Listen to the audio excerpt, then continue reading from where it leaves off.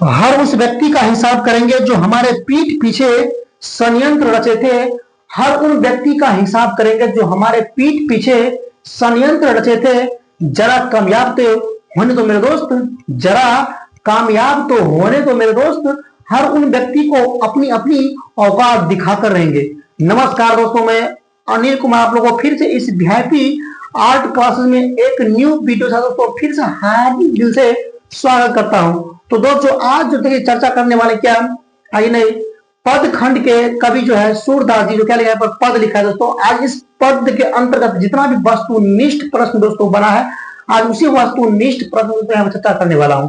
तो जो विद्यार्थी क्लास 12th में होंगे और जो साइंस आर्ट कॉमर्स तीनों फैकल्टी कोई फैकल्टी रखे होंगे तीनों फैकल्टी वाले दोस्तों काफी महत्वपूर्ण भी जो है, इसीलिए शुरू से लेकर दोस्तों अंत तक बन रही है और ए टू जेड क्वेश्चन को लाभ उठाइए। निश्चित है कि आप लोगों को एग्जाम बोर्ड होगा, जब आप लोग एग्जाम बोर्ड बैठिएगा उसमें 100% क्वेश्चन दोस्तों यहाँ पर लड़ेगा। तो देखिए पद खंड का जो कवि क्या है सूरदास जी क्या लिखा है पद लिखा है। तो दोस्तों इस पद के अंतर्गत जो भी महत्वपूर्ण वस्तुनिष्ठ दोस्तों क्वेश्चन बना है सभी क्वेश्चन दोस्तों यहाँ पर लेकर आया हूँ। आप लोग शुरू से लेकर दोस्तों अंत तक जरूर देखिएगा। निश्चित है कि जब आप लोग बिहार में बैठेगा एक भी क्वेश्चन आप लोग छूट कर नहीं आएगा, 100% लिख कर देता हूँ। ठीक है, आज उसी पद खंड के महान कवि सूरदास जी जो क्या लिखा है पद, आज उसी पद का क्वेश्चन दोस्तों यहाँ पर ऑब्जेक्टिव सॉल्व करने वाले थे। तो आइए मेरे संग दोस्तों ए टू जेड क्वेश्चन को सॉल्व करते लिए ए टू जेड एक भी क्वेश्चन आप लोग बिहार में मिस नहीं होगा। यहाँ पर देखिए सूरदास जी का पद का पहला क्वेश्चन तो यहाँ क्या देखिए कि जब क्वेश्चन दोस्तों आप लोगों को आएगा कि कृष्ण भक्ति शाखा के कवि कौन है दोस्तों, याद रखिएगा कि कृष्ण भक्ति शाखा कवि कौन है, याद रखिएगा दोस्तों सूरदास जी। कौन हो गया सूरदास जी। कृष्ण भक्ति शाखा कवि दोस्तों सूरदास जी हो गया। दूसरा क्वेश्चन दिया रहेगा कि सुर सागर किनकी रचना है दोस्तों, चार ऑप्शन दिया रहेगा। दिया रहेगा क्वेश्चन क्या देखिए सुर सागर जो है किनकी रचना है, तो दोस्तों सूरदास में टिक लगाना सूरदास जी। तो सुर सागर के लेखक दोस्तों कौन हो गया सूरदास जी हो गया। उसके बाद देखिए तीसरा क्वेश्चन कि साहित्य लहरी किनकी रचना है, साहित्य लहरी दोस्तों सूरदास जी का ही रचना है, याद रखिएगा। साहित्य लहरी किनकी रचना है दोस्तों, याद रखिएगा सूरदास जी का। देखिए 4 नंबर देना है कि सूरदास की रचनाओं की भाषा क्या है दोस्तों। जो सूरदास जी रचना क्या है कौन भाषा में क्या पूछता आपसे कि सूरदास जी की रचनाओं की भाषा क्या है, याद रखिएगा वज्र भाषा। क्या हो गया वज्र भाषा। तो सूरदास जी की रचनाओं की दोस्तों भाषा क्या हो गया वज्र भाषा। अगले प्रश्न में क्या देखिए कि सूरदास के दीक्षा गुरु कौन थे, याद रखिए दोस्तों काफी महत्वपूर्ण है कि सूरदास जी के दीक्षा गुरु कौन थे या दीक्षा गुरु के नाम क्या था दोस्तों, याद रखिएगा बल्लभाचार्य। कौन हो गया बल्लभाचार्य। तो सूरदास जी के दीक्षा गुरु दोस्तों बल्लभाचार्य जी थे, याद रखिएगा। देखिए 6ठा नंबर देना है कि सूरदास जी किस मार्ग में दीक्षित हुए थे, याद रखिएगा दीक्षित मतलब प्रांगत हुए थे। तो सूरदास जी किस मार्ग में दीक्षित हुए थे, याद रखिएगा पुष्टि मार्ग। क्या हो गया पुष्टि मार्ग। तो सूरदास जी दोस्तों पुष्टि मार्ग में अधिकांश विख्यात हुए थे, दीक्षित हुए थे, प्रांगत हुए थे।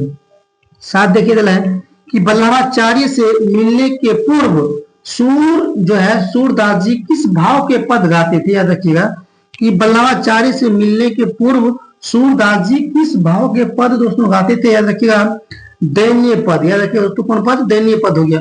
जब 4 ऑप्शन दोस्तों आएगा तो दैन्य में टिक लगाइएगा। ठीक है, देखिए 8 नंबर देना है कि सुर सागर किस भाषा में लिखा गया है अर्थात रचित है। तो सुर सागर दोस्तों आपको वज्र भाषा में लिखा गया है, याद रखिएगा सुर सागर की रचना दोस्तों आपको वज्र भाषा में हुआ है। ठीक है, देखिए 9 नंबर क्वेश्चन देना है कि सूरदास के संकलित पदों में कौन रस है। तो सूरदास जी दोस्तों पद जो लिखा है उस पद में कौन सी रस की चर्चा किया गया, याद रखिएगा वात्सल्य रस। कौन हो गया वात्सल्य रस। जब क्वेश्चन आप लोगों के सामने आएगा पूछेगा कि सूरदास के संकलित पदों में कौन रस है, तो दोस्तों याद रखिएगा वात्सल्य रस की चर्चा की गई है। ठीक है, देखिए यहाँ पर 10 नंबर क्वेश्चन देना है कन्या का अर्थ क्या होता है। कन्या का अर्थ दोस्तों क्या होता है, रखिएगा इस पद के माध्यम से दोस्तों कन्या का अर्थ गोद। क्या होता है गोद होता है।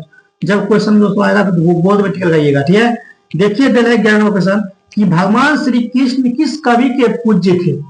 भगवान श्री कृष्ण जो दोस्तों है वो किस कवि के पूज्य थे, याद रखिएगा सूरदास जी।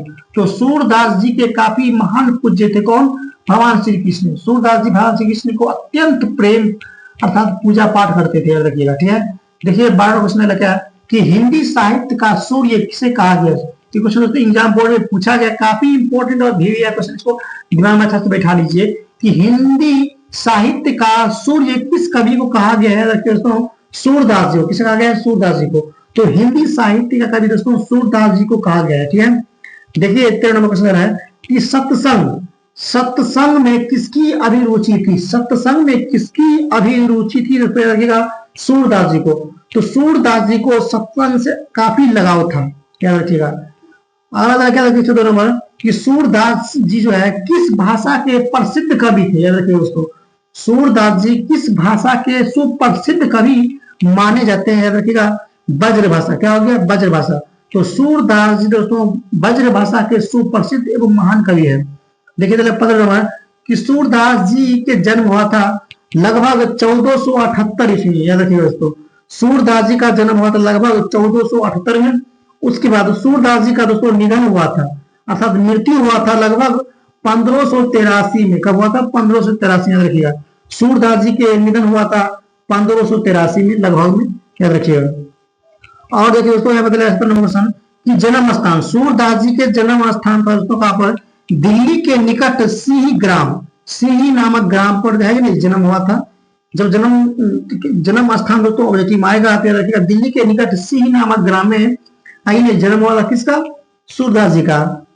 अगर देखिए 18 नंबर की निवास स्थान, तो सूरदास जी को दोस्तों निवास स्थान मतलब जहां पर परमानेंट रह रहा था वहां पर देखिए तो वज्र छत्र गरु घाट वृंदावन एवं पारसोली ग्राम में दोस्तों रहते थे। याद रखिएगा वृंदावन एवं पारसोली ग्राम वज्र क्षेत्र के क्या कहते हैं गऊ घाट में।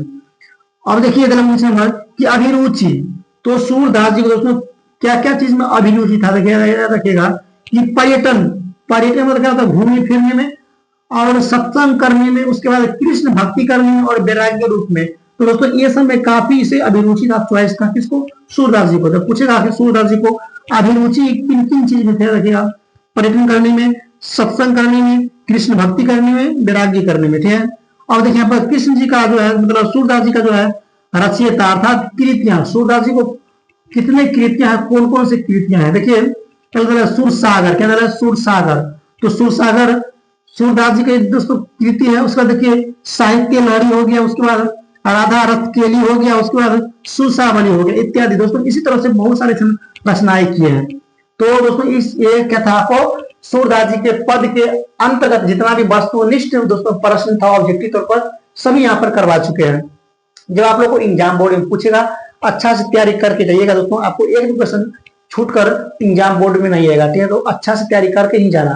तो सूरदास जी जो पद लिखा था उस पद के अंतर्गत जितना भी दोस्तों महत्वपूर्ण अथवा वस्तुनिष्ठ प्रश्न था दोस्तों यहाँ पर सभी निचोड़ कर दोस्तों यहाँ पर आप लोग सामने बना दिए हैं। अच्छा से तैयारी करके ही जाना। ठीक है, तो ठीक है दोस्तों, अब मिलते हैं नेक्स्ट वीडियो में। तो अगला वीडियो दोस्तों बहुत जल्दी मिलेंगे और उसमें जो है अगला चैप्टर का ऑब्जेक्टिव बहुत जल्दी लेकर आऊंगा। तो आप लोग दोस्तों बने रहिएगा। हो सकता है कि देखिए सूरदास जी का जो है आपको क्या कहते हैं सब्जेक्टिव क्वेश्चंस अगला वीडियो दोस्तों जरूर बताऊंगा। तो आप लोग बने रहिएगा, बहुत जल्दी लौटेंगे। जय